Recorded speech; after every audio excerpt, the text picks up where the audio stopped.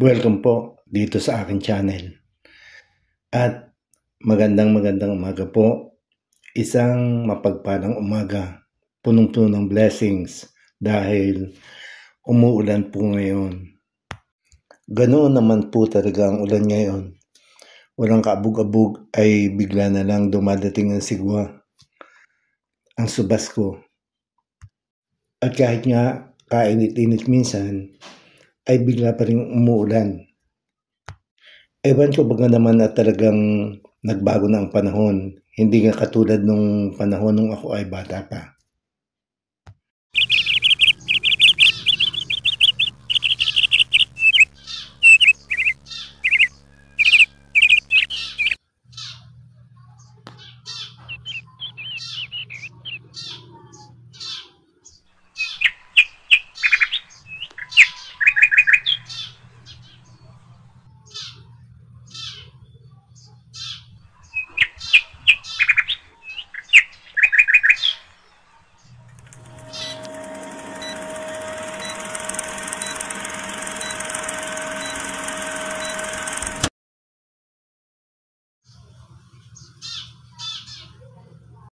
Ang ating pong putahe ngayon ay gizzard adobo o adobong balon-balunan. At ito po ang ating mga kailangan. Kailangan po natin ng long green chili, ng onion at ng garlic.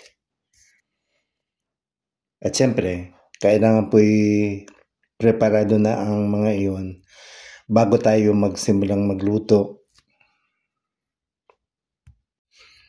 Dahil po yung ating mga binibiling gizzard ay hindi naman talagang malinis na iyon. Kaya bago natin ito iluto ay kinakailangan nating alisin. Ang dami po nitong mga taba. At kung isasama natin yun sa pagluluto, ay tiyak na magiging sebo yun. Kaya kinakailangan pong alisin natin ang mga iyon dahil delikado po iyon sa ating mga cholesterol.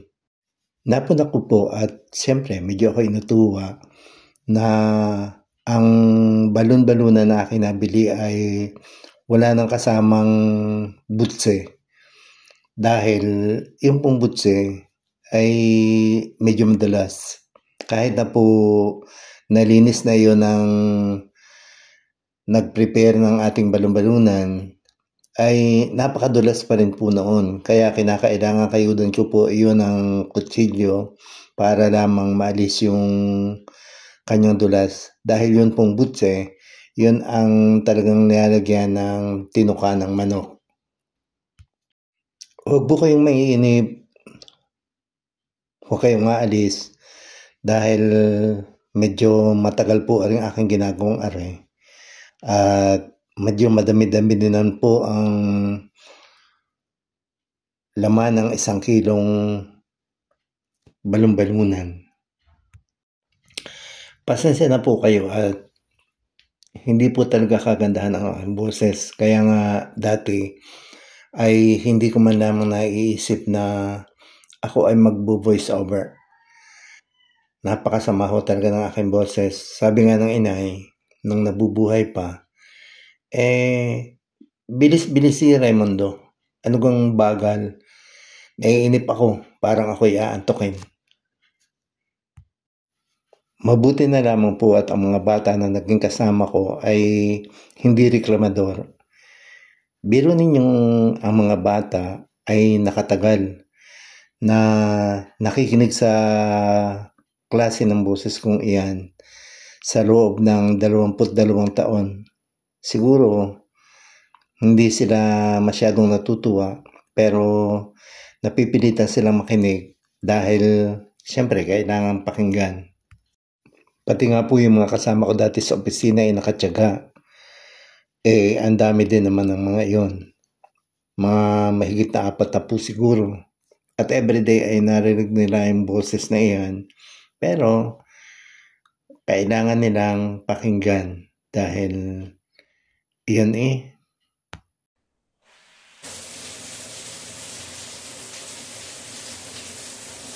Alam gawin ninyo na yung butse na sinasabi ko kanina na inalis dito sa nabili ko ngayon ay yun ho kasi ay pinagkakakwartahan ng may patayan ng manok dahil yun po ay ginagawa ngayong butcheron.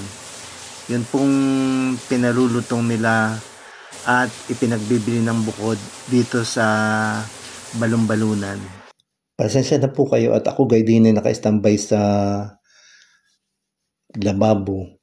Ay di pagka binubuksan yung gripo ay ayun, sirit na ang tubig. Ang dami pa naman po na rin aking hinihimot-mot na rin. Kaya kayo na po ang bahala na maghintay.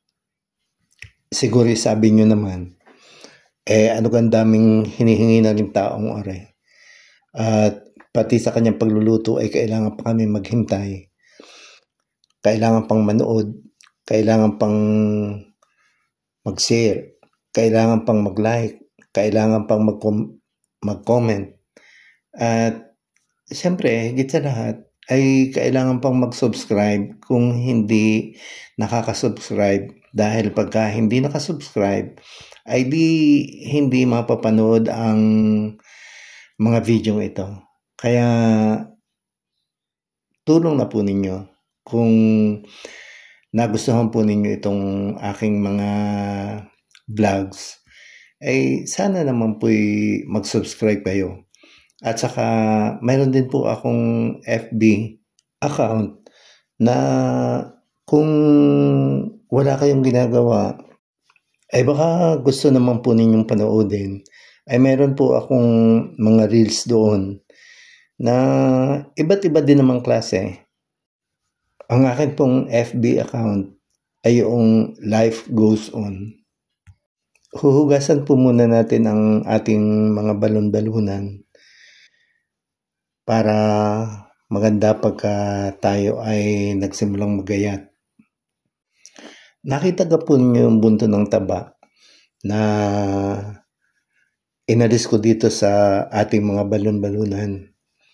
Isipin na lamang po ninyo na kung yun ay hindi natin inalis, ay gaano kakapal ng kulapol noon sa ating bituka. Atin na po ngayong gagayatin ang ating mga balon-balunan. Atin lamang pong hahatiin dahil yan man po ay parang book na may dalawang ply. Ay di atin pong hahatiin na lamang yung sa gitna. At ipinauna ko na po sa inyo na matagal-tagal na naman na rin kontrata. Kaya ipakikiusap ko na naman sa inyo na huwag niyo akong iiwan. At samahan niyo ako din sa paggagayat dahil ano ka po at napakadilim-dimi sa kusina. Ay bukas ang solar, ay bukas pa ang ilaw. Napun ako lamang na parang sa horror movie ari. Yun yung pong sa Filipino horror movies. Bakit baga sa Filipino horror movies? Pag ako'y nanonood, ay parang lalabo ang mata ko. Dahil kung minsan po ay talagang napakadilim ng lightings. Mula simula hanggang katapusan. Ay talaga namang, ay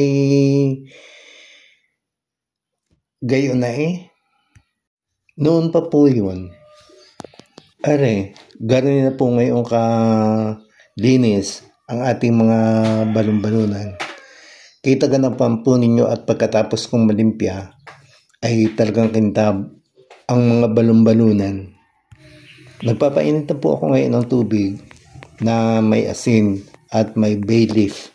Yung pong bay leaf ay sariwa dahil yung po pinitas ko lamang sa garden. Dapat nga po mayroon pa ring tanglad, pero hindi ko na po sinamahan dahil yung tanglad ay ginagawa kong tsaa. Ang doktor ko po kasi ay niresetahan ako ng tabletas para sa pampaihi. Dahil yan daw po ay maganda para sa diabetic, para maalis ang toxins. So sinasamahan ko po ng tanglad dahil ang tanglad po ay talaga namang pampaihi ayan. Pari po at nang magbulakan ay ako nang inilagay ang mga gizzards.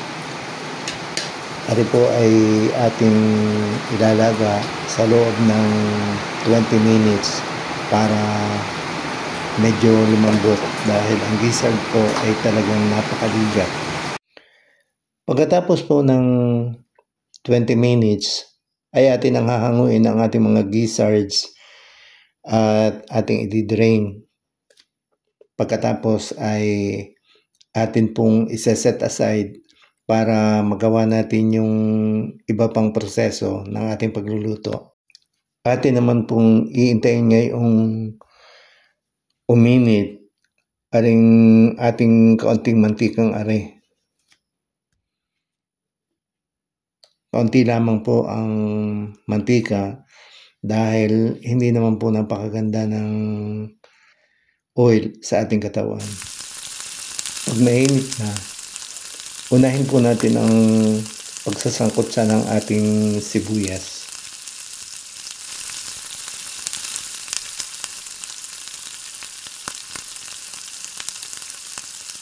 Pagkatapos po ay ang bawang.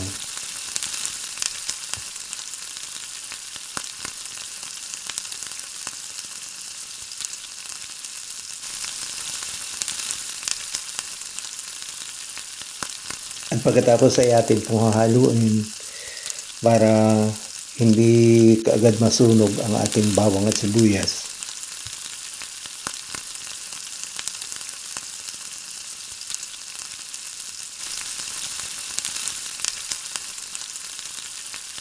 Isasama na po natin ngayon ang ating pinalambot o hinalbosang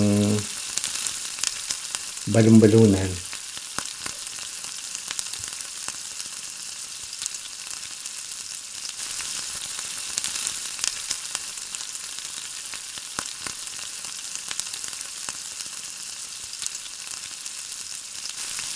Lagyan na po natin ngayon ng patis. Ang patis po, bukod sa pampalasa, ayan din po ay pampanambot ng ulam, lalo na dun sa medyo makukunat na karne.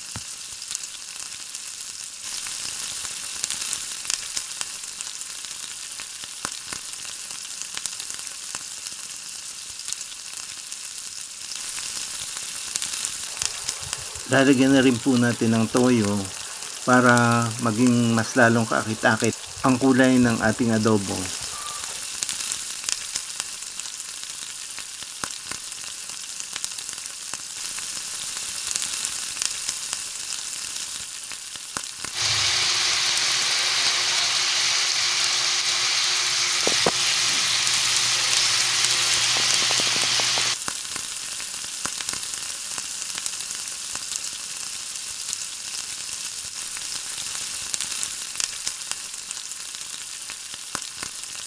Lalagyan din po natin ng oyster sauce para maging mas lalong masarap ang ating niluluto.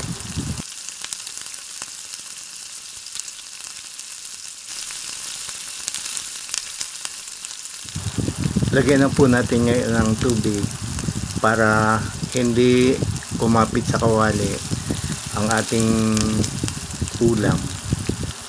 Ang dami po ng ating ilalagay na tubig ay depende sa dami ng gusto nating maging sabaw ng ating adobo.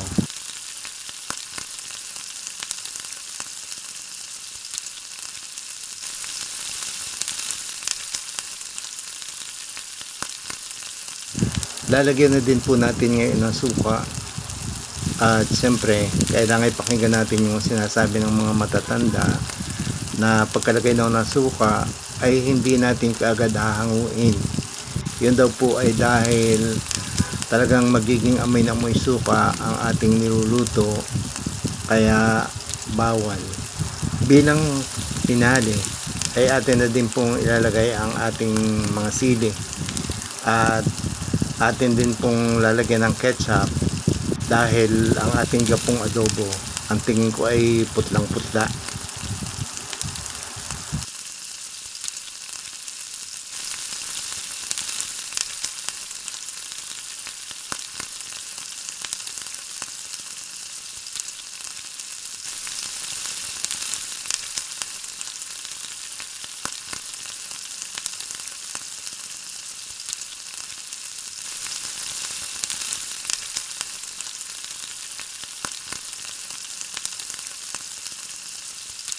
Tunay na kamuntik na pong nakalimutan ang ating paminta. Ayun pa naman ay talagang pampabango, pampasarap ng ating niluluto. Kaya lagyan na po agad natin bago pa natin tuluyang makalimutan. Pabayaan po nating lumapot ang kanyang sabaw. Sa wakas po ay natapos din ang napakatagal nating paghihintay. Luto na po ang ating adobo at pwede nang iulam.